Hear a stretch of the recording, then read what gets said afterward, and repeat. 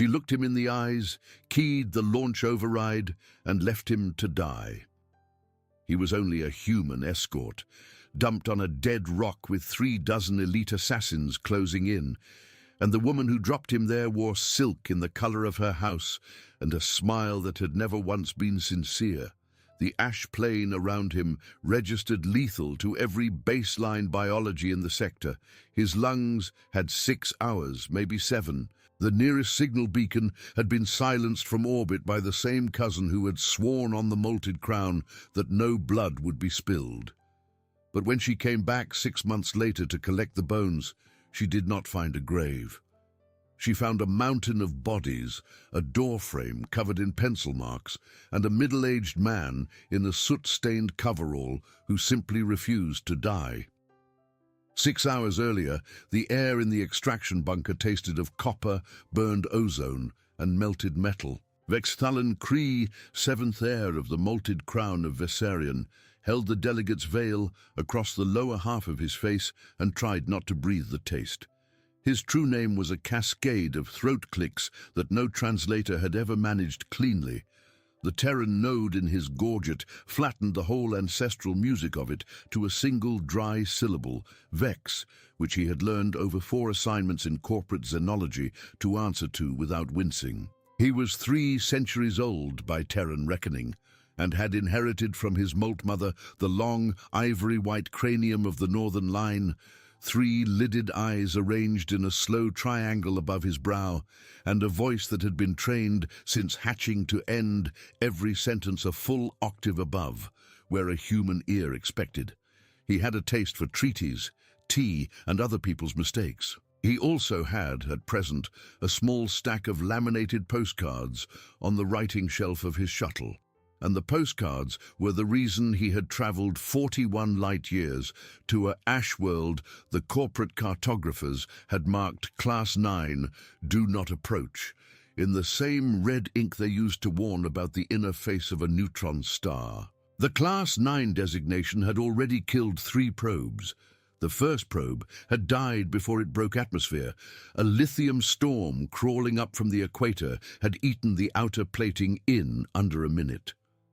The second had made planetfall, and then, 43 minutes later, stopped transmitting mid-syllable. The third probe had been the expensive one, a diplomatic-grade lander with redundant shielding and a crew of remote operators back in the ring station, and corporate xenology had lost it to something they still refused to describe on the record. Officially, it was neurotoxin blooms. Unofficially, one of the operators had wept in a briefing room and said the probe had been chewed. And then, 3 standard months after the third probe went dark, the postcards had begun to arrive. They arrived by ordinary intra-sector post, folded into a merchant's routine drop at the ring station of Vessarion Prime, tied together with the fibrous string humans used for their kitchen twine. There were 7 of them. Each was a flat rectangle of chemical-treated card. Each bore a badly rendered image on the front, a smudge that might have been a sunset over a lithium flat, a stick-figure family of 3, waving, a very serious drawing of a tuba. On the reverse, each carried a message in blocky Terran hand, in a language Vex's translator handled poorly because the sentences were too casual to pass cleanly. "Weather is dry," said one. "Garden coming in. Merit sends love." "Please tell corporate we do not require rescue," said another. "We are quite comfortable. Tea supplies low. Would appreciate more tea. Do not send another probe," said the third. "They frighten the children." There were no children on the roster. There were no adults on the roster either. The colony lottery on Rennick had, per the manifest, been aborted before dispatch. All applicants refunded, all pods scrapped, and yet the 7th postcard had been signed in a shaking pencil hand at the bottom right corner with a name, Roy Halberd. And beneath the name, in smaller letters, a sentence that had made the whole of corporate xenology sit down and reread the message twice. "Sorry about your probes." They sent Vex to laugh at it. That was the assignment, as it had been briefed to him in the marble cool observation room on the ring. Fly out, verify the hoax, drag the surviving squatters home for reprimand, and while you are there, take a quiet reading of the Ash World's mineral rights, which the Third House had been eyeing for 2 centuries and never dared audit in person. He had said yes because it amused him and because the Third House was his own, and now he stood in an extraction bunker with a taste like electrocuted copper on his tongue, watching a soft-jawed, slow-eyed man in a soot-stained coverall pour tea from a metal thermos into a cracked enamel mug. "Vex, was it?" the man said. He did not look up from the pouring. "Cree, they called you on the hail." "That right. Vex Thalan Cree, 7th heir of the Molted Crown of Vessarion," Vex said. The full title. It always worked. It always reminded them. "Envoy of the Third House, ranked diplomat in the 2nd Circle." "Roy Halberd," the man said. He put the thermos down on a crate and slid the mug across the crate toward Vex. "Rennick, Prairie Side. Used to inspect mines. This is the last of the tea, so I'd take it slow if I were you." Vex looked at the mug. He looked at the man. He catalogued a soft jaw, blurred at the corners by whatever fat a Terran carried on him at rest. He catalogued eyes the color of poured lead, slow, lidless, unimpressive. He catalogued hands that trembled slightly when they set the thermos down, a slight, involuntary shake, the kind of shake his own tutors would have punished out of a child by the 3rd year of court. He catalogued the coverall, patched at the elbow with a mismatched scrap of blue canvas, and the boots cracked along one seam and repaired with what looked to be a bead of engine sealant. He catalogued a middle-aged human who smelled of vinegar and old machine oil and faintly of the tuber garden Vex had glimpsed from the shuttle window, and Vex catalogued all of this with a contempt so complete that it had, at his rank, the quality of a physical warmth in his chest. "You should not be here," Vex said. "No," Roy agreed, "but here I am." "There was no colony," Vex said. "The Rennick lottery was aborted. Your names were refunded. Your pods were scrapped. There is no record of a landing on this world." Roy considered this. He picked up the mug he had not slid across and took a small, careful sip. He nodded, as if agreeing that the records were, in fact, in perfectly good order. "That's real interesting," he said. "You want the tour?" Vex did not want the tour. He wanted a hostage-rated packet ship, a compliant squatter, and a return to a bath. He accepted the tour because the corporate briefing had insisted on visual documentation, and because Roy Halberd, having offered, had already begun walking. The Habcube was a single-story block of pressed regolith bricks, roofed in a laminate of solar film and salvaged shielding. It sat in the lee of a low black ridge that ran east-west across the ash plain like a healed scar. A garden lay in front of the Hab, in 3 raised troughs of dark soil that had no business being dark on a world the color of dead moth's wing, and in the troughs grew fat, waxy tubers the size of a Vessary child's fist. A wind line of sun-bleached bones marked the perimeter of the garden. Some of them looked like the ribs of the small, 6-legged grazers corporate had catalogued from orbit. Some of them were larger. One of them, at the eastern corner, was not a bone Vex could identify at all. Roy did not comment on the bones. He walked Vex around the Hab with the patient boredom of a man showing a distant cousin his allotment, and he pointed out the cistern, dug down through the ash to the lithium-poor clay beneath. The airlock, recycled from a mining pod, sealed at the seams with resin cured under a tarp. The small enclosure at the west side of the Hab, in which a lean, sinewy animal with too many joints watched them with 3 yellow eyes and did not blink. "That's Petra," Roy said. "She hunts for us." "That is not a domesticated species," Vex said. His translator scraped through his catalogues and reached for the closest Vessari word. "That is a plateau vermin. It is venomous. It kills its own young when it is bored." "Yeah," said Roy, "so we didn't bore her." He did not sound as though he was joking. Above them, at the second reddish sun's zenith, a shadow passed over the ridge. It passed slowly and evenly, like an audit. Vex looked up out of habit. Roy did not look up. "Your ship," Roy said mildly. "My cousin's ship," Vex said before he could stop himself. Roy considered him. He did not comment. He turned and walked back toward the hab, and after a moment, Vex followed him, and it was as he stepped over the threshold into the dim, warm interior of the bunker that the cruiser above them chose to speak. The warning pulse came without ceremony. Vex had felt them from the inside of a hull a dozen times, always at the sending end, and he was startled at the receiving. The concussion rolled down the ridge behind them in a soft, gassy whoomph, kicking a plume of ash into the sky and shaking dust from the rafters of the hab. It was a warning shot. It was meant to warn Roy. It was meant, though Roy could not have known this, also to warn Vex, because up on the cruiser bridge, his honor cousin, the Duchess Sanaya of Three Winters, had just decided that the ash plain was going to be a very quiet grave for one and a very lonely walk home for the other. The ridge fired back. There was no plasma signature. There was no scream of ion.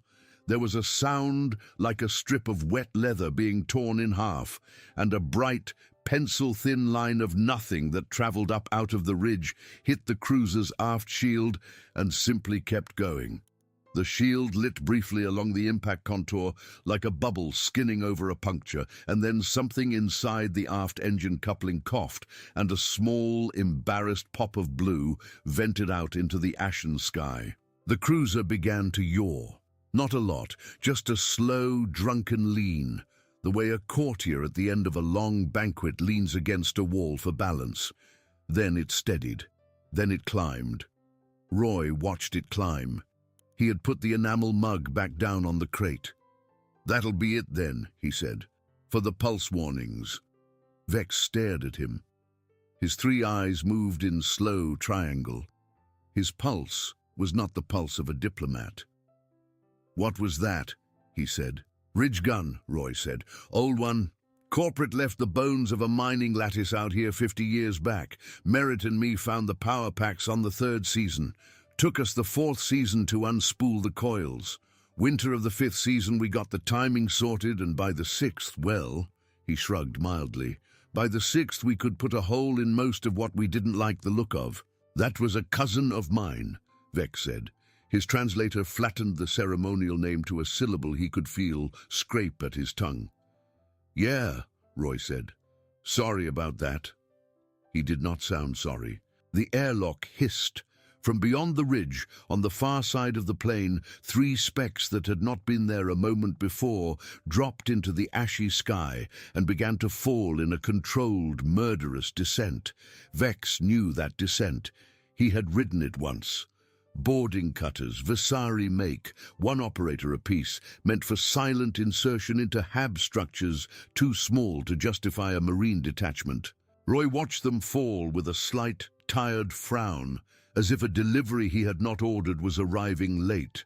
Then he turned and walked without hurry to the wall of the hab, where a rack of tools hung from a strip of magnetic steel, and Roy Halberd, who had softness at the jaw and a tremor in his hand, lifted down from the 3rd peg the ugliest object Vex had ever seen in his life.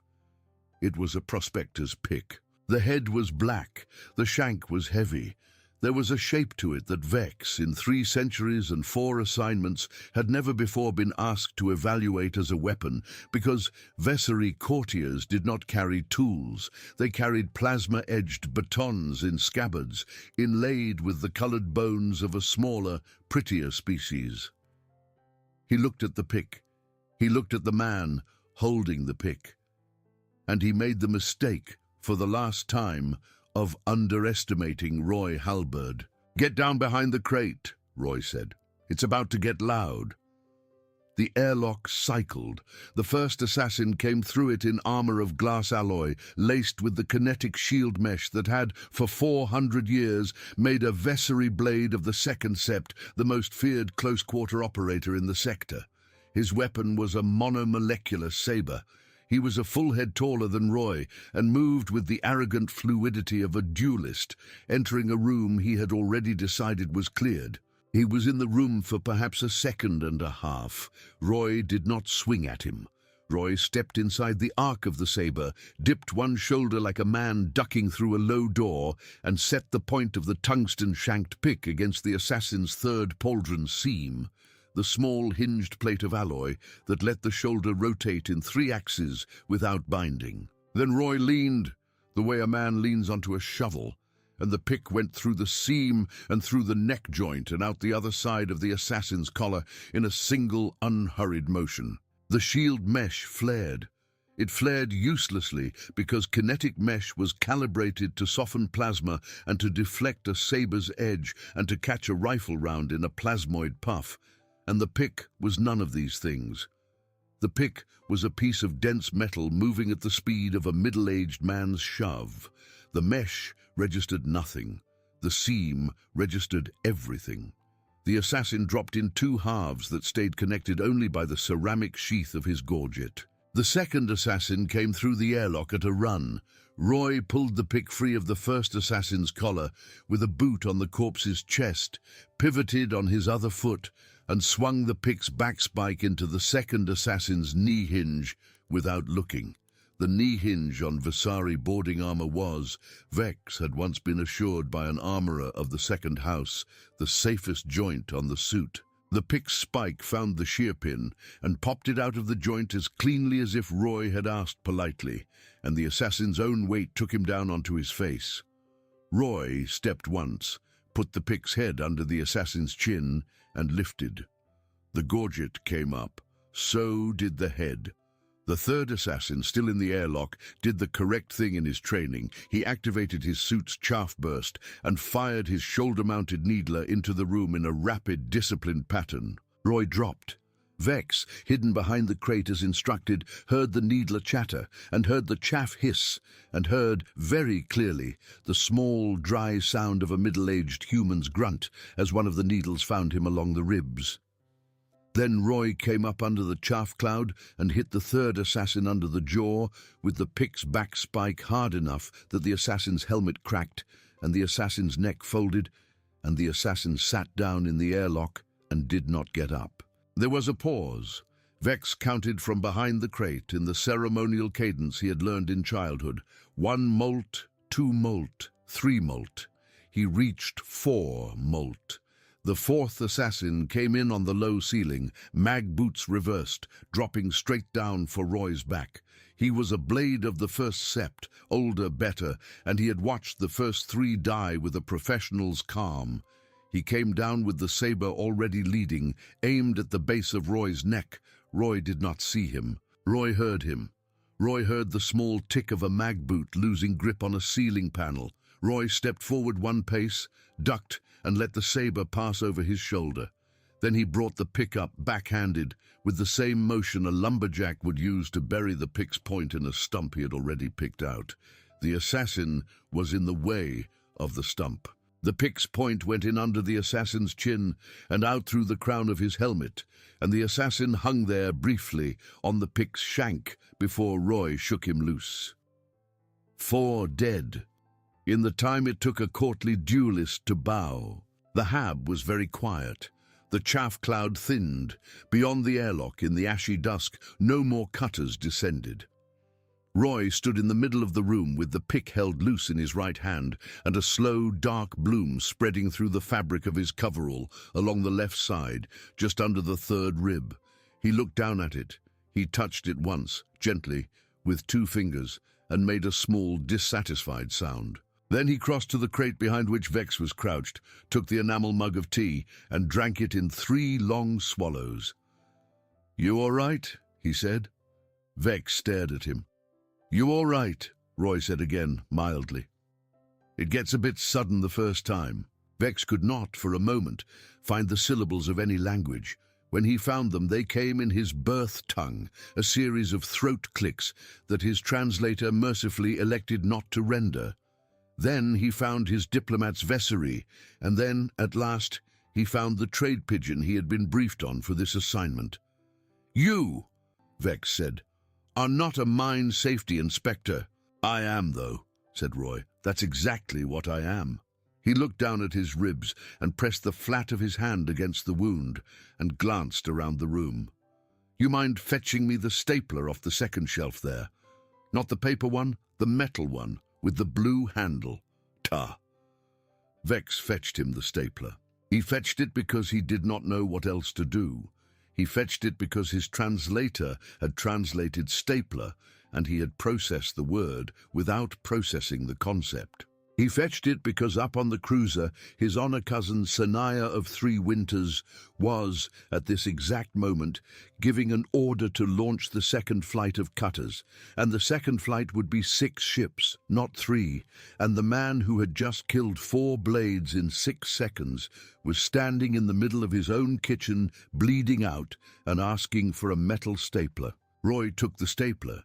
He lifted the hem of his coverall, exposed a red, punched wound the size of a Vasari heir's thumbnail, and set the stapler against his own skin. He looked at Vex over the top of his mug. "Don't be delicate," he said, more to himself than to Vex. "Fill the hole." He fired the stapler 3 times. There was a small, hard sound each time, and each time a spray of dark blood came out around the stapler's head, and each time Roy's face went perfectly still, and then he was breathing again, and the wound had a neat row of 3 metal bars across it, and the bleeding had slowed to a slow, patient drip. "Callisto," Vex said, not knowing why. Roy looked up at him. His slow, lead-colored eyes had, for a moment, something in them that Vex had not seen before and would not see again for 4 hours. It was not warmth. It was not amusement. It was recognition, the recognition of a man being introduced by his true name in a place he had thought was safe from names. "Say that again," Roy said. "Callisto," Vex said. His translator was already unspooling from a data core he had not, until this moment, thought to open. The corporate briefing had come with a sealed dossier on all Rennick lottery applicants, a dossier the third house had classified beneath his clearance, and which he had on the shuttle, out of boredom and courtly nosiness, unsealed anyway. Roy Halbert's file had been the longest. It had also been the only one flagged with a Vasari embassy override, and Vex had assumed at the time that the override was clerical. He had been wrong. "You are decorated," Vex said. His voice was, to his mild embarrassment, unsteady.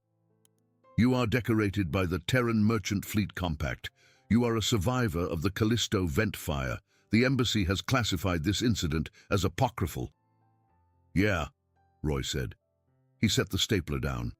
"That's what they told me too." Vex tried to keep his 3 eyes level. It was a discipline drilled into him by his molt mother, who had taught him that all diplomacy was, in its essence, the refusal to allow one's eyes to widen at the appropriate moment. He did not widen his eyes now, but the discipline was straining. "The Callisto vent fire killed 941 Terran mine workers," Vex said. He was quoting the dossier now, and his translator was quoting the dossier back to him, and he was hearing his own voice, as if from a distance. "Survivor count, 1. Cause of survival, unknown. Cause of fire, initially unknown, subsequently attributed to sabotage. Sabotage attributed to executive cover-up of a load-bearing infrastructure failure. Executive investigation, quashed. Investigators subsequently killed in a series of unrelated accidents over a period of 18 standard months. Number of investigators killed, 32 of 35. 3 signatures remain missing." He paused. He looked at Roy. "One of the missing 3 is you." "That's right," Roy said. Vex looked at the doorframe of the hab, where in the dim light he now saw, and now could not unsee, a column of small pencil marks running from the height of a Vasari heir's shoulder down to the ash-swept floor. Some of the marks were tick marks. Some were names. Most of them had been crossed through with a single horizontal line, cleanly, the way a man crosses out an item on a shopping list. 2 names near the bottom were not crossed out. "You have been keeping a tally," Vex said. Yeah, Roy said. 32 of the 35 investigators are dead, Vex said. You are one of the missing 3. Who are the other 2? Roy considered the doorframe. He walked over to it, slowly, still favoring the side with the stapled ribs. He put a finger under one of the uncrossed names. This one, he said, is a man named Peter Klaas. Lives on Ceres now. Runs a tea shop. I've been in it. He didn't recognize me. He'll be fine. He was small potatoes. He moved his finger to the other uncrossed name. Vex, whose translator could read Terran block script very well by now, read it before Roy said it aloud. And this one, Roy said, is a customer of yours. Vex did not for a moment understand. Then he did. That name, Vex said very carefully, is not a Terran name. It is a corruption of a Vessery courtly name. It is one of the shorter forms of the name of my honor cousin, the Duchess Senaya of Three Winters. Yeah, Roy said. She wears silk now, but she used to wear a mine-ordered badge. She's a smart lady. She wore a lot of things over the years. That, Vex said, is not possible. My honor cousin is Vesari-born. She is of the Molt. She cannot have worn a Terran badge. She wore a face made out of a Terran, Roy said. That's the technical version. The polite version is she was piloting a mimic. The impolite version is she paid a Terran executive named Manders Cole to be her hands and her mouth for 6 years, so that the Ash World lithium lattice we're currently standing on could be quietly declassified as unlivable and quietly stripped of its ridge guns and quietly sold to the Third House. The mine collapse at Rennick was a rehearsal. Callisto was the show. And every one of us who filed a report went into a hole one at a time until it was just me and Peter and, well, her. He tapped the doorframe. She's got no idea I know. Vex thought about the shuttle above them. He thought about the cousin who had smiled at him across a marble writing shelf that morning and pressed the small stack of laminated postcards into his hand and said, "Oh, cousin, do go verify this hoax. Do drag the ridiculous squatters home. And while you are there, do take a reading of the mineral rights. Will you not? They will be lonely without you." He thought about the warning pulse she had fired 10 minutes ago and about the second flight of 6 cutters that was, right now, launching from her portside bay. He thought about the fact that his honor cousin had, from the moment his shuttle had crossed the atmospheric line, ceased all communication with him and had, per protocol, released a distress buoy in his name that would, within 1 standard hour, list him as lost in a lithium storm. He thought about the tea in the cracked enamel mug. "She is going to kill me," Vex said. It was not, he realized as he said it, a diplomatic sentence. It was a factual one. "Yeah," said Roy. "That's why I offered you the tea." They took 28 minutes to prepare the hab for the second flight, because that was all the time Roy said they had before the cutters cleared the horizon, and Roy did not, as a rule, waste time.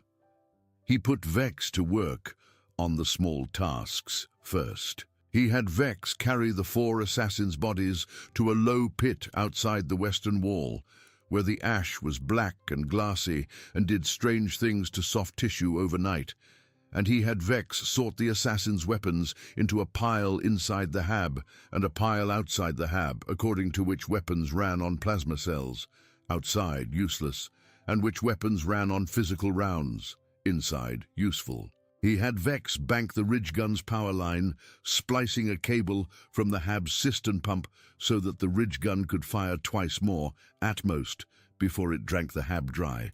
While Vex worked, Roy talked. He talked the way a man talks when he is stitching himself together and does not want the other man to notice how much of him is coming apart. He talked about the town of Rennick. He talked about his sister Merritt, who lived 1 dome over, and who was, at this precise moment, brewing coffee on the coast of a moon 3 sectors distant, unaware of any of this. He talked about their mother who was dead, and about their father, who was also dead, and about the collapse in the Rennick No. 4 mine 32 years ago that had killed their father and 111 other men, and had earned Roy Halberd, aged 15, a permanent stiffness in the left knee and a habit of not sleeping through storms. He talked about the pick. The pick was his father's. The pick had been used by Roy's father on the day of the collapse to lever a section of collapsed shoring away from the trapped bodies of 3 miners. 2 of the miners had walked out.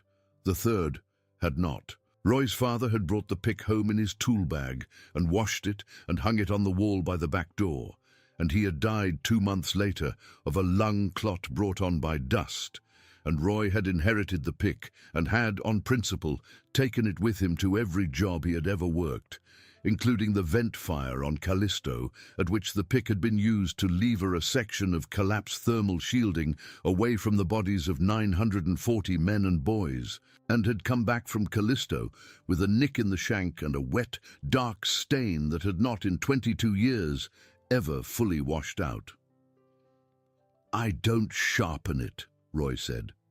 He said this to Vex over his shoulder, while Vex was crouched by the ridge gun's power coupling and trying, with courtly fingers unaccustomed to any manual task, to strip an insulation sleeve without a proper stripper.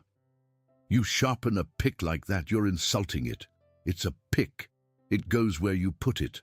Vex, whose fingers had begun to bleed slightly, chose not to answer. It occurred to him distantly that he had never before bled from an accident of labor. He examined the small red bead on his fingertip with the interest of a scholar examining a coin from a lost civilization.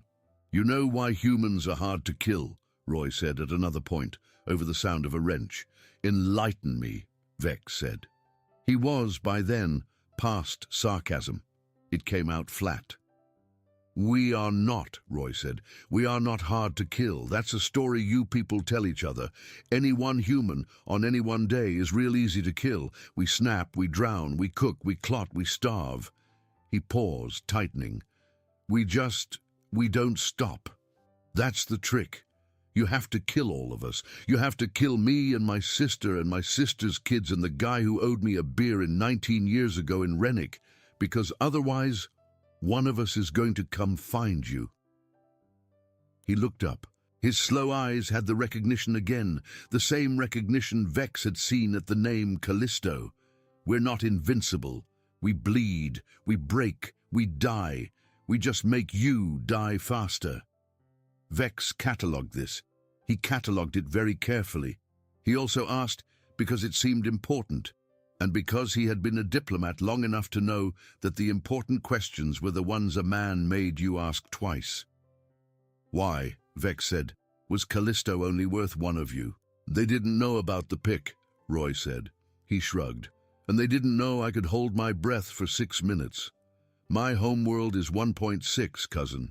You spend a childhood pulling 1 and 6 times your own weight up a ladder, you end up with bones like a brick wall and a lung on you that could dry crack an assay jar. The neurotoxin blooms outside your Hab register on my tongue as pepper. The lithium plume that ate your first probe is a rash. This world is not a class 9. It's a class 9 if you insist on staying pretty," he nodded at the door. "It's a Tuesday if you don't." "Tuesday," Vex's translator said. It offered him, in a subroutine footnote, an explanation. He waved it away. Outside, over the ridge, the second flight of cutters came in. They came in 6. Roy had said 6. Vex noted in the corner of his mind that was still functioning as a Vessery heir, that Roy Halberd had known the count of the second flight before the second flight had launched, because Roy Halberd had known the deployment doctrine of a Vesari Duchess second circle better than the Duchess's own bodyguard. That was a thing to be filed for later. For now, Vex crouched behind the crate as instructed, and Roy Halberd stood in the middle of the Hab with the tungsten-shanked pick held loose in his right hand and a small red bead of blood at the corner of his mouth from a cough he had not quite hidden, and the ridge gun, on its 2 remaining shots, sang once and then again, and 2 of the 6 cutters became bright, disorganized clouds in the darkening sky. The other four came down. The other four came down through the airlock and through the north wall and through the roof, all in the same instant, in a way that was meant to overwhelm any single defender by presenting 4 vectors at once. Roy Halberd was, at that instant, one defender. He was not, however, alone. Petra came in through the west door. Vex had, until that moment, been prepared to be told, later, that the animal in the west enclosure had been a story Roy had told for effect. Petra, however, was not a story. Petra was a lean, sinewy thing, with too many joints and 3 yellow eyes, and a mouth that did not close all the way, and Petra had, apparently, been paying attention. She came in through the west door low and quick and silent, and hit the assassin who had come through the roof at the base of the spine before the assassin's boots had touched the floor. There was a small, wet, tearing sound, of the sort a man does not soon forget. The assassin did not scream. His breath did the screaming for him. Roy handled the airlock. The airlock assassin came in low, and Roy took the pick and put it through the assassin's visor and out the back of the assassin's helmet, and the assassin fell backward through the airlock and lay in the dust with the pick still standing up out of his face, and Roy, without any apparent hurry, walked forward, put his boot on the assassin's chest, pulled the pick free, and turned around in time to catch the assassin coming through the north wall with the pick's backspike in the temple. That left one. The last assassin was a woman, and she was better than the others, and she had come in through the roof with her partner as a distraction. She dropped behind Roy, silent, saber already leading, aimed at the base of his skull. Petra hit her mid-drop. The assassin's saber went into the wall. The assassin went into the floor. Petra put her 3-eyed head under the assassin's chin and lifted, and the woman's helmet came up, and then Roy Halberd, mildly, put a hand on Petra's flank and said, "Thanks, girl," and Petra let go, and Roy Halberd finished the woman with the pick, and it was done. 6 down, 10 in total. Roy Halberd stood in the middle of his own home and coughed, and this time the cough had more blood in it than Vex had liked to see. Petra sat down at Roy's feet and stared at Vex with all 3 yellow eyes and did not blink. Above them, the cruiser turned in its slow orbital arc. Sanaya of 3 Winters, whom Vex had 3 centuries ago taught to swim, would now, Vex reasoned, do one of 3 things. She would launch the 3rd flight. Unlikely she had committed the boarding action and was running low on blades. She would come down herself, also unlikely. She had never in her life placed herself within kill range of her own operation. Or she would order the cruiser's main gun to fire on the Hab from orbit, which had been forbidden by her own oath of no bloodshed, and which would, therefore, be exactly the thing she did next. "She is going to shell the Hab," Vex said. His voice was small. "Yeah," said Roy. He was already walking toward the cistern. "From orbit. From the main gun." "Yep. There is nothing we can do about that." "There is," Roy said.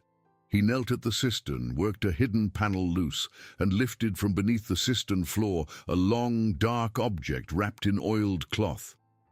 "There is one thing." He unwrapped it. It was a cargo lifter beacon. Vex looked at it. He looked at Roy. He looked again at the beacon.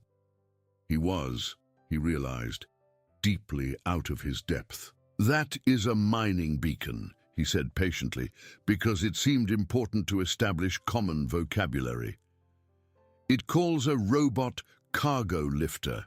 It is not an evacuation vehicle. It has no armor. It has no weapons. It carries ore. It cannot ascend against the tractor of a cruiser." "It's not going to ascend against the tractor of a cruiser," Roy said.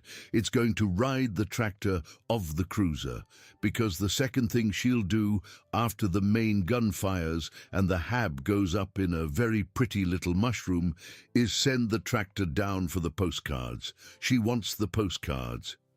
He held up the beacon and looked at it with a kind of long, exhausted affection. "She's very tidy, Sanaya. Always was."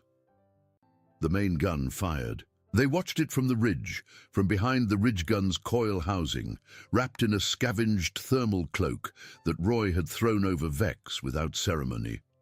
The hab cube went up in a low orange bloom that spread outward across the ash plain and then obediently downward into the soil. There was very little sound. There was a great deal of light. In the light, Vex saw the cistern collapse in on itself, and the garden of hard tubers turn briefly into a sheet of black glass, and the bones along the perimeter lift individually into the air and burn. "They were good tubers," Roy said quietly. "I am sorry," Vex said. He was surprised to find that he meant it. Roy did not answer. He picked up Petra by the loose skin at the back of her neck. Petra allowed this, apparently, and only from Roy, and settled her under one arm, and lifted the beacon in his other hand, and set off at a slow, injured limp along the ridge. Vex, wrapped in the thermal cloak, hurried after him. Above them, in the ashy dusk, a low, patient shape descended from the cruiser's belly. It was the tractor beam manifold. It was descending, as Roy had predicted, to collect the postcards. Roy triggered the beacon. Below them, on the far side of the ridge, the cargo lifter came up out of a shed Vex had not noticed on the tour. It was a battered, patient, dorsal-tanked machine, painted the color of wet clay with the words Rennick Haulage stenciled along its flank in a font 100 years out of style.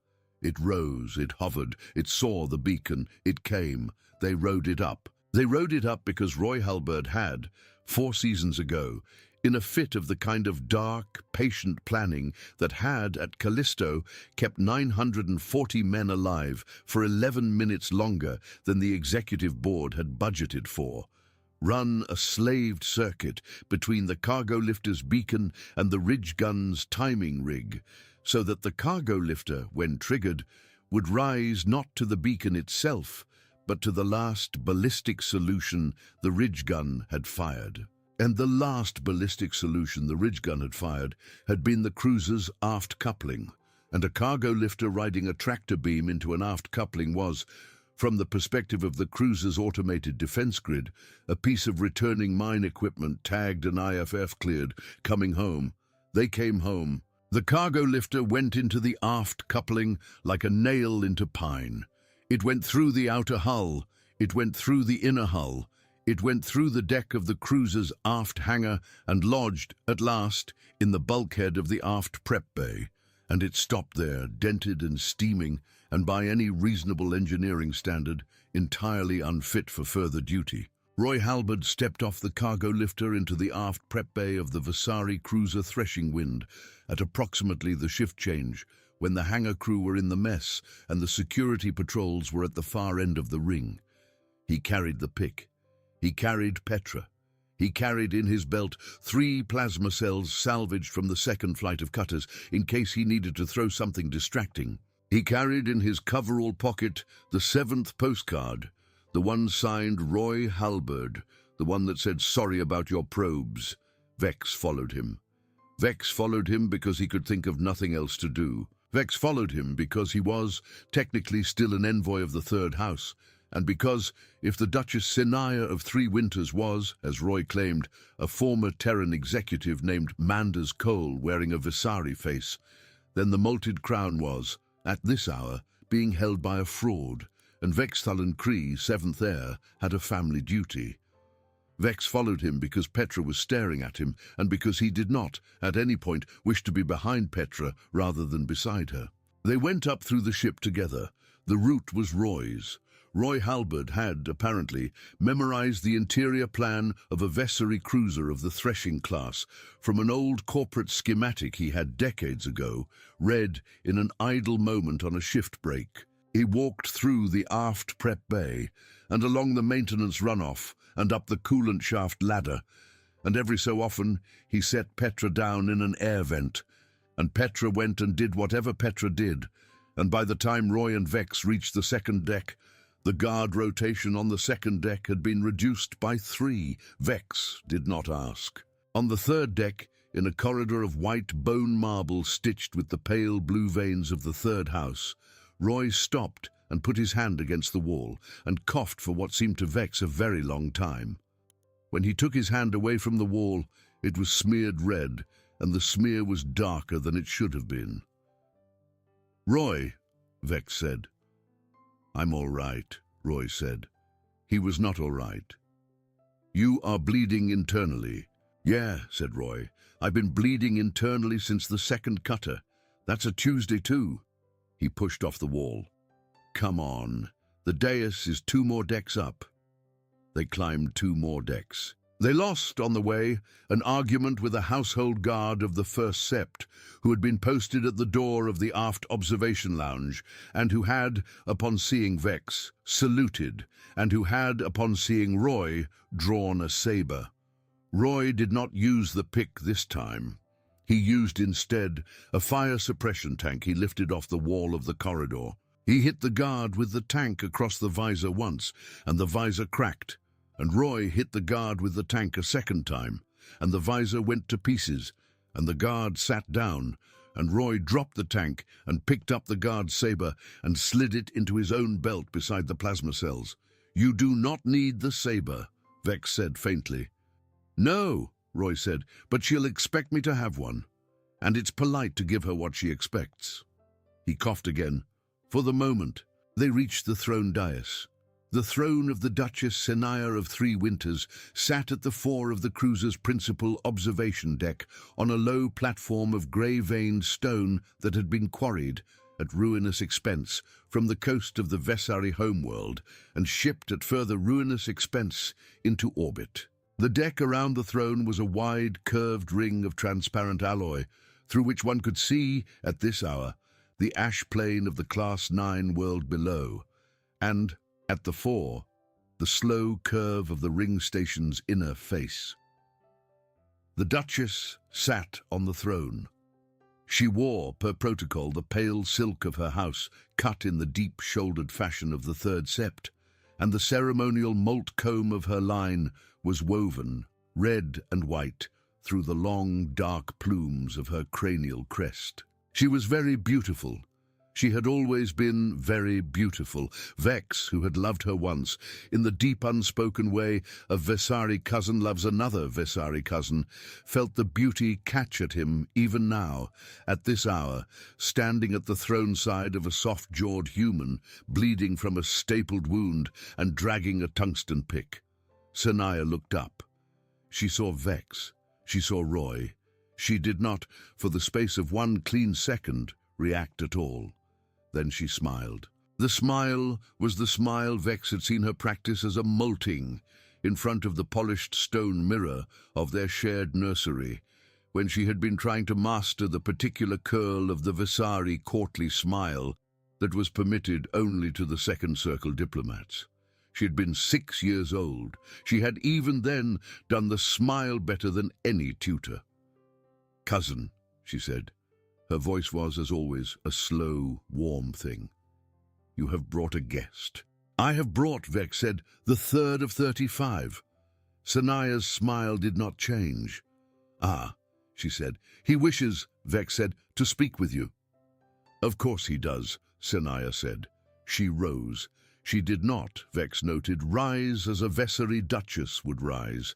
She rose in the way a tall Terran executive rises from a boardroom chair, one hand pressing lightly on the arm of the seat, weight distributed forward across the balls of the feet. It was a small tell. He had never before, in 3 centuries, seen it. Roy had. "Hello, Manders," Roy said mildly.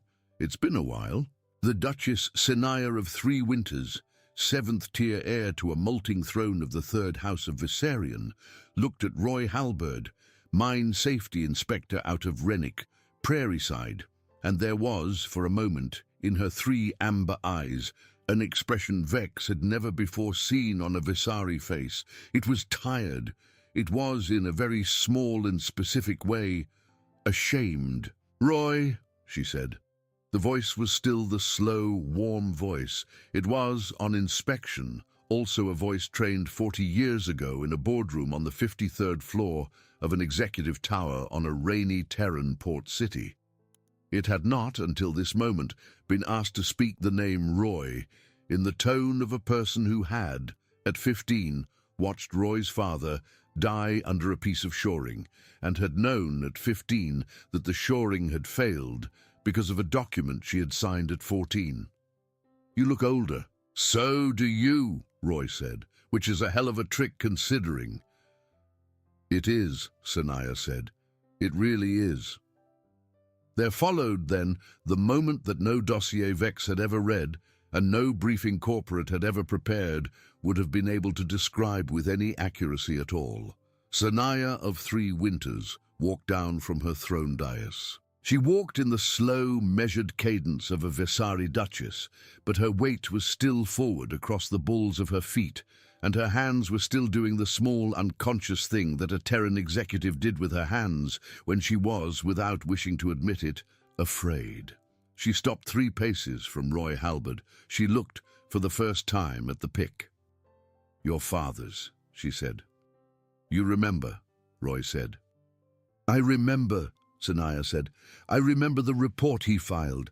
I remember I never filed the report he filed. I remember I chose that." She looked up at his face. "You have been very patient." "Yeah," Roy said. "I have been." "You could have come to Callisto and killed me then." "You were not on Callisto," Roy said. "You were on the 53rd floor, and I was under a piece of thermal shielding for 4 days. That put things back a bit." Sanaya inclined her head. It was the small, sincere inclination that a Vesari duchess gave to acknowledge a fault. And it was also, Vex realized, the small, sincere inclination that a Terran executive gave when she had lost a case in a boardroom she had thought was rigged. "You could kill me now," she said. "I could." "You will not." "I might," Roy said. He shifted the pick in his hand. It was a small, tired shift, the shift of a man whose ribs were, at this moment, filling with blood he did not have any more mugs for. "It rather depends on you, Manders." "Do not," Sanaya said more sharply. "Call me that here." Roy waited. Sanaya looked at the pick. She looked at Roy's coverall, which had by now gone black on the left side. She looked at Petra, who had come up the coolant shaft with them and had, at some point in the ascent, taken up a position at the base of the dais where she could see all 3 of the room's exits at once. She looked at Vex, who was, for the first time in his 3 centuries, wondering whether he was in the room as a witness or as a defendant. "I sold the report," Sanaya said. Her voice was still the voice of the Vesari Duchess, but the words were the words of a Terran executive making her allocution before a judge she did not respect. "I sold the Rennick report at 14 because a scout from the 3rd house offered me a Vesari life, an ID mask that would take a throne of the Molt to inherit. I took it because Rennick was cold, and my mother was drunk, and my father was a small, tired man who did not defend me from her. I did not know then that the 3rd house wanted the report suppressed, so that Rennick would fail, so that the lattice would fail, so that Callisto would fail, so that they could buy Callisto for a dime. I did not know that at 14. I learned it at 16. By then I was Sanaya. By then I had a face I could not take off." She paused. "By Callisto, I knew. I ordered the vent fire. I ordered the investigators killed. I would like it entered into whatever record you are keeping, Roy, that I ordered these things not as Manders Cole, but as Sanaya of 3 Winters, because that is the truth. Manders Cole was a child. Sanaya of 3 Winters is a duchess. It was Sanaya who did it." She stopped. "Well," she said, "that is the confession. Now kill me, or take me back, or whatever it is you and my cousin propose to do." Roy considered her. He shifted again on his feet. "Vex," he said, without looking at Vex, "you'd better take her." "Take her," Vex said. He heard from a long way off that his own voice was, at last, sounding like the voice of a Vesari heir again. "Take her where?" "Back to your Molt," Roy said. Alive! She's confessed to a Terran killing on record and a Visari fraud on record. Terran law wants her for the vent fire. Visari law wants her for the mask. Between the two of them, she'll be busy for the rest of her life, without either court having to do anything as vulgar as an execution. Alive is worse for her, Vex. You people don't know what to do with a fraud who won't die. Terran law does. He coughed. It was worse this time. Also, he said more quietly, I've killed enough executives for one lifetime. Sanaya of 3 Winters looked at him for a long moment. Her 3 amber eyes did not, for the first time in Vex's memory, hold their careful, courtly opacity. Roy, she said, save it, Manders. I'm sorry, Sanaya said, for all of it. For the shoring, for the vent fire, for your father, for the tally on your doorframe. I am sorry. I do not expect it to matter. I am sorry. Roy said nothing. He turned slowly, painfully to Vex. Bind her, he said. Not tight. She's not going to run. Nowhere she can run to. Vex bound her. He used the ceremonial silk of Sanaya's own house, cut from the hem of her robe with a knife Roy handed him. Sanaya, who did not resist, watched Vex the whole time with an expression Vex had never seen on a Vessery face and would think about for the rest of his life when he was alone. Petra sat at the base of the dais and watched the exits. It was, at that point, that the last twist came. The last twist arrived through the fore-door of the observation deck in the form of the household captain of the First Sept, whom Vex had known since he was a molting and whom he had trusted without thinking about it, since before he had learned the word trust. The captain was called Aluvet of the Long Coast, and Aluvet had, until this moment, never in his life looked at Vex with anything other than familial devotion. When Aluvet stepped through the fore-door, he had a plasma-edged baton drawn, and behind him, in the corridor, were 4 more household guards, and the plasma-edged baton, Vex noted with the strange calm of a man who had already survived one too many surprises, was aimed at the throat of Vex Thalan Cree, 7th heir of the Molted Crown. Cousin, Aluvet said, I regret. You regret, Vex said. He did not, he was pleased to note, sound afraid. He sounded merely tired. By whose order? By the order of the Duchess, Aluvet said. He glanced at Sanaya. The living order she left before she came out here to make her confession. She anticipated. He looked briefly, embarrassed. She anticipated many things. She left instructions, cousin, that if she was captured or confessed, she was to be killed on the deck, and you with her, and the record of it laid on the Terran and blamed on him. She has been thorough. She has always been. Sanaya, bound in her own silk, laughed.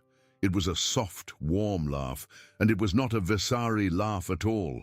It was a Terran laugh, the laugh of an executive who has been caught out and is, in her own final moment, unable to help admiring the trap she had set for herself. Manders, she said in her own voice at last, you always were too tidy. Ilduvet moved. He was fast. He was, in Vex's assessment, the best baton hand in the 3rd house, and he had, on the tundra of a First Sept training ground, taught Vex himself how to hold a baton. Vex, at this moment, held no baton. Vex held nothing.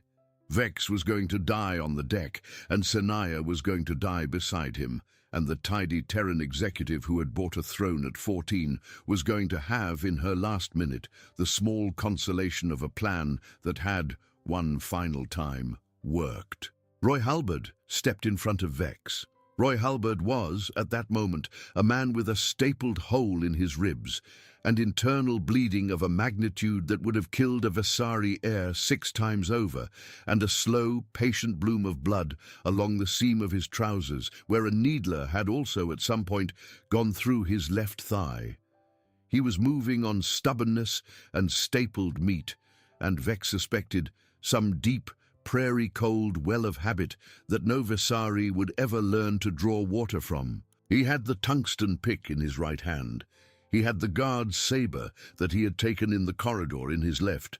He had put Petra behind him with a small gesture of his boot that Petra had, for once, obeyed. He looked at Alouvet. He did not look at the 4 guards behind Alouvet. He did not, in Vex's assessment, need to. "Captain," Roy said. His voice was, by now, a rasp. "I'm going to give you 1 chance to walk. 1. That's more chances than I've given anyone else this evening. I'm giving it to you because you look like a decent man, and because my cousin here likes you, and because I'm tired and I want a cup of coffee, and I don't want to explain another body to a Terran magistrate. Take the guards. Walk. She's finished. It doesn't matter if you kill me. It doesn't matter if you kill him. There's a courier out of Ceres with the postcards on it, and a copy of her confession on a chip in Petra's collar, and either way she goes down, and either way you die a traitor in every court on both sides of the line. Walk." Alouvet looked, for a long moment, at Roy. He looked in particular at the pick. Vex would remember for the rest of his life the small twitch that crossed Alouvet's third eye. It was the twitch that ran through a Vessery face at the arrival of a fact that had, until that moment, been treated as story. Alouvet had heard, of course, about the 4 blades in the Hab. He had heard about the 6 blades in the second flight. He had heard, of course, that a human had killed 10 of the third house's best in under 20 minutes on a rock at the edge of the world. He had not, until this moment, believed it. Now he did. He lowered the baton. He did not, however, walk. He knelt.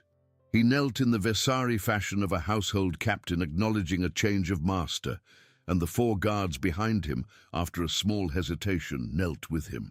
"Envoy," Alouvet said, "I acknowledge the 7th heir. I acknowledge the Duchess as fraud. I stand down." "Rise, cousin," Vex said. He heard his own voice, and it was, at last, the voice of a Vesari heir standing on the deck of his cruiser, and he was surprised to find that the voice was steady.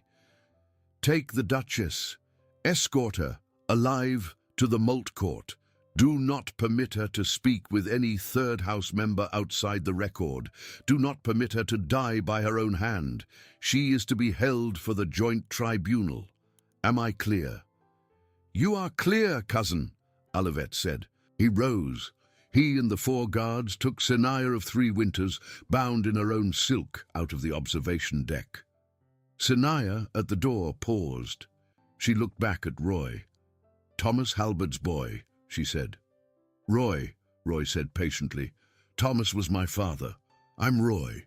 "Roy," Senaya said. "I hope you get your coffee."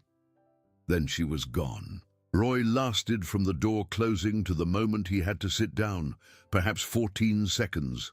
He sat down on the lowest step of the throne dais. He put the pick across his knees. He looked in the pale interior light of the observation deck, older than he had looked in the Hab. His slow, lead-colored eyes had at last a fatigue in them that no amount of stapling was going to hold back. "Vex," he said. "Roy," Vex said. He crouched down. He did not know what to do with his hands. He wanted very badly to lay a hand on the man's shoulder. He did not know if this was permitted. He did not know, in fact, in that moment, any of the etiquette of any of his 3 centuries. "Roy, there is a medical bay on the 2nd deck. It is stocked for Vesari, but it can be reconfigured. I will carry you if I must." "No," Roy said. "Not until we get the postcards back." "What?" "The postcards, Vex," Roy said. He had begun gently to smile, and the smile was a very tired one, but it was the first Vex had ever seen on him. "She'd have moved them to the vault by now. My family drew them. I want them back." They got the postcards back. They got them back because Alouvet, from the corridor, had already been given a quiet order by his new master to open the vault, and because Petra, still with the confession chip in her collar, had come along for reasons Vex chose not to interrogate, and because Roy Halberd, when Vex tried again to steer him toward the medical bay, planted the pick on the deck and said, in a voice that was patient and irritating in equal measure, that no, he would like the postcards first, thank you. And the doctor after, because his sister had drawn one of them, and he was honestly not going to let a Vasari courtier's file clerk have it. They found them in a shallow drawer in the vault. 7 laminated cards, tied with kitchen twine. Roy took the twine off. He looked at each card. He nodded at each. He put them into the pocket of his coverall over his heart, and only then, at last, did he permit Vex to lead him to the medical bay. The doctor, an old, quiet Vasari of the Third Sept, who had spent 4 decades stitching the small punctures of the household guard, looked at Roy Halberd, ashen and bleeding from 3 separate places, and did not, to his enormous professional credit, say a single word about the manifest impossibility of what he was being asked to fix. He worked. He worked for 4 hours. Roy Halberd, at one point, sat up on the surgical table and asked mildly if a real cup of coffee was too much to ask for at this stage, and Vex, who did not know what a real cup of coffee was, sent a courier to the aft galley with a very confused order that returned 20 minutes later, with a small ceramic cup of something the aft cook had synthesized from a memory of a Terran diplomat's request from 10 years back. Roy drank it. "That is not coffee," Roy said. He handed the cup back. His voice was hoarse but amused. "But it's a nice thought. Tell him thank you." Vex told him thank you. In the end, the doctor closed Roy's ribs with a Vessery suturing thread that would, the doctor said in a small offended aside, hold better than anything on the Terran market, and closed the thigh with a courtly staple that was, the doctor said, insulting to use on a man of Roy's caliber, and installed along Roy's left kidney a small Vasari mesh of biocompatible fiber that would, the doctor said, buy him 10 years to have the kidney rebuilt properly by a Terran surgeon of his own choosing. Roy sat up. He tested the ribs, he tested the leg, he tested the kidney. He nodded once at the doctor in a manner that Vex would later recognize as the highest compliment a Terran of the prairie sort was capable of paying to a professional of another species. "Right," he said. "Now the coffee." They rowed the cruiser back to the ring in a slow, dignified, and entirely unopposed transit. The Duchess Senaya of 3 Winters was, per protocol, held in the aft security suite under Aluvet's personal watch, and every so often she would ask, in her slow, warm voice, whether they might reconsider the offer of a fief, and every so often Aluvet would answer courteously that they might not. On the observation deck, Vex stood at the fore-window and watched the ring grow. Beside him, wrapped in a Vessery blanket that had, at some point in the last 2 decades, been embroidered by the daughter of a third-house cousin, sat Roy Halberd, drinking, at last, a real cup of coffee, brewed by a Terran-descended galley hand on the aft deck, who had, upon hearing what was going on, all but wept, and asked for the honor of preparing the drink herself. "That," Roy said, "is coffee." "I am glad, Roy," Vex said. They said nothing for a while. Below them the ring turned. On the observation deck's transparent alloy, in the reflection of the low interior lights, Vex could see, faintly, the ghost of his own face, and beside it, the ghost of Roy Halberd's face. And if he squinted at them, they looked for a moment like 2 men from wildly different chapters of the same very old story, who had, by some accident, found the same page. "Roy," Vex said, "the Molt Court will offer you rewards."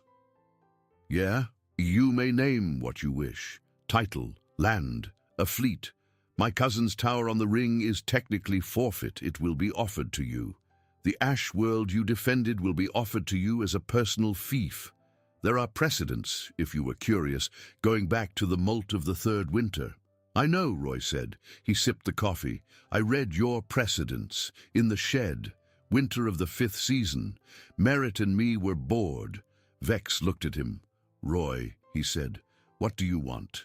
Roy Halberd, 47, of Rennick Prairie Side, former mine safety inspector, decorated survivor of the Callisto vent fire, 3rd of the 3 remaining investigators of the Terran Merchant Fleet Compact, killer of 10 blades of the Second Sept, and arguably saviour of the seventh heir of the malted crown of Vessarion, considered the question with the seriousness it deserved.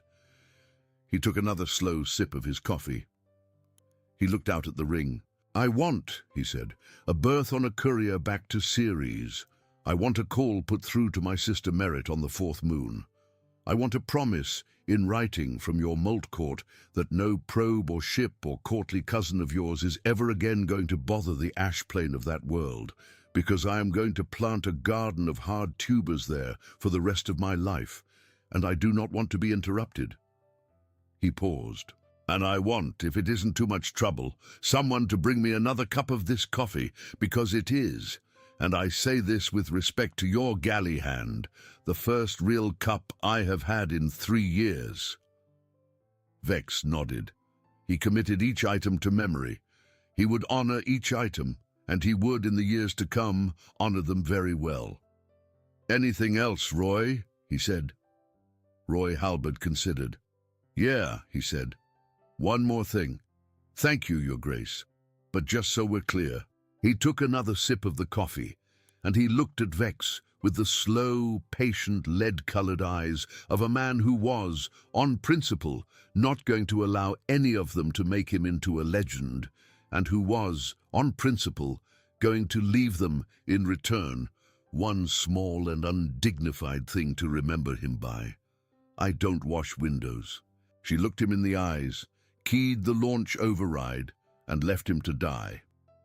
Half a standard year later, in the low, warm light of a prairie-side kitchen on the fourth moon of Ceres, a middle-aged man in a soot-stained coverall sat at a scrubbed pine table with his sister Merit and her 2 children, and he told them, in the mild, tired way of a man who had come home from a long shift, that corporate would not be sending any more probes, and that they might expect, in the following spring, a shipment of laminated postcards from a very dry world at the edge of the sector on which the tubers were finally coming in.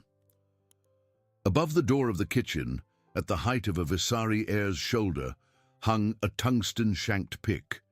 It was not sharpened. It never would be. And on the sill of the kitchen window, where Merit had put it because she knew her brother and she knew he would refuse to move it, sat a small, cracked enamel mug, half full of coffee, going cold. What a journey!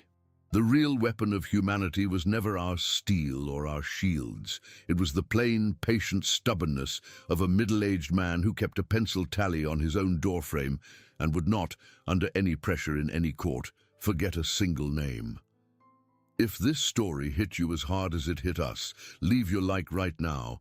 It is the one signal that keeps stories like Roy's from vanishing into the ash. Share it with someone who also loves science fiction, where the human, against every impossible thing, simply refuses to fall. Subscribe to the channel and hit the bell so you do not miss the next HFY epic we drop. And leave us a comment before you go, because we want to know, if you were Vex on that observation deck, would you have carried Roy Halberd home to the Malt Court as a lord? Or would you have handed him a courier ticket and a promise of no more probes, and let him plant his tubers in peace? Tell us, we read everyone. Keep your eyes on the empty places out there in the dark, keep looking up at the stars, and we will see you in the next one.